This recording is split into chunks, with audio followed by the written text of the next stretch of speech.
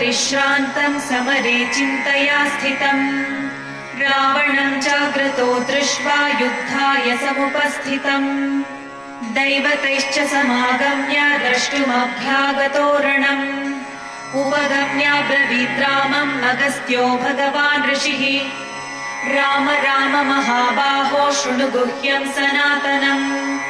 येन सर्वनरीन् वत्स समरे विजयिष्यसि आदित्यहृदयं पुण्यं सर्वशत्रुविनाशनम्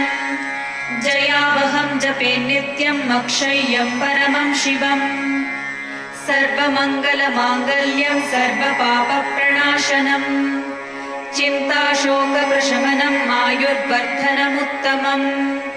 रश्मिमन्तं समुद्यन्तं देवासुरनमस्कृतम् पूजयस्व विवस्वन्तं भास्करं भुवनेश्वरम् सर्वदेवात्मको ह्येषे तेजस्वी रश्मिभावनः एष देवासुरगणान् लोकान् पाति गभस्तिभिः एष ब्रह्मा च विष्णुश्च शिवः स्कन्दः प्रजापतिः महेन्द्रो धनदः कालो यमः सोमो ह्यपाम्पतिः पितरो वसवः साध्या ह्यश्विनौ मरुतो मनुः वायुर्वह्निः प्रजाप्राणः ऋतुकर्ता प्रभाकरः आदित्यः सविता सूर्यः खगः पूषा गभस्तिमान्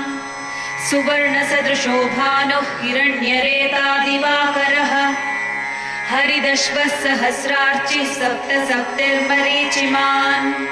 तिमिरोन्मथनः शम्भुः त्वष्टा मार्ताण्डकोऽंशुमान्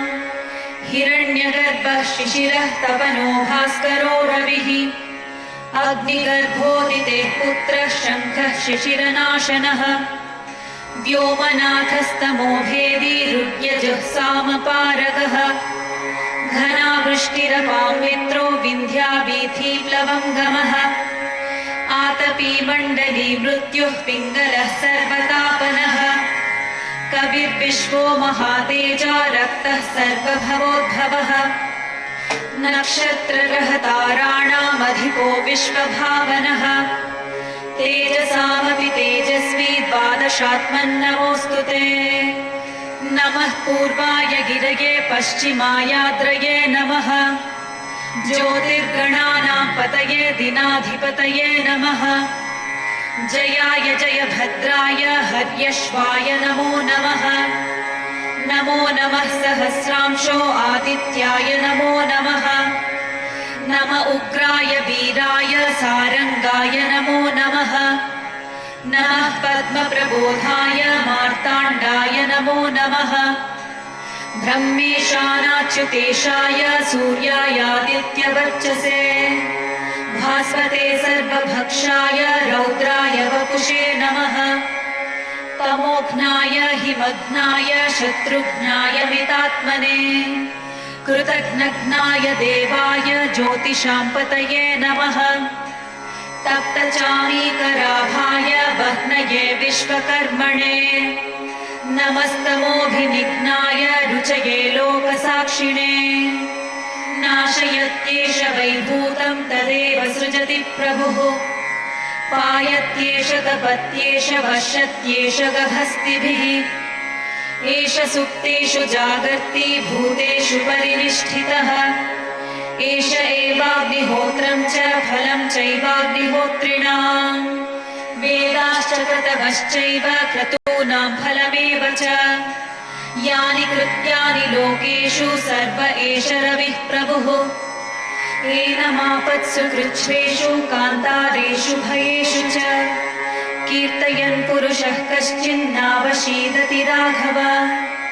पूजयस्वैनमेकाग्रो देवदेवं जगत्पतिम् एतत्त्रिगुणितं जप्त्वा युद्धेषु विजयिष्यसि अस्मिन् क्षणे महाबाहो रावणं त्वं वधिष्यसि एवमुक्त्वा तदागस्त्यो जगाम च यथागतम् एतच्छ्रुत्वा महातेजाः नष्टशोको भवत्तदा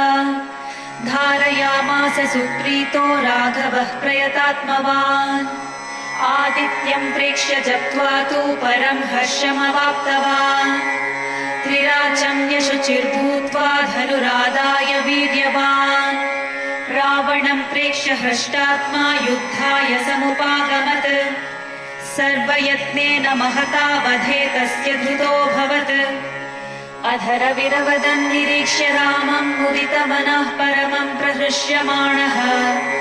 निशिचरपति संशयं विदित्वा सुरगणमध्य गतो वचस्त्वरेति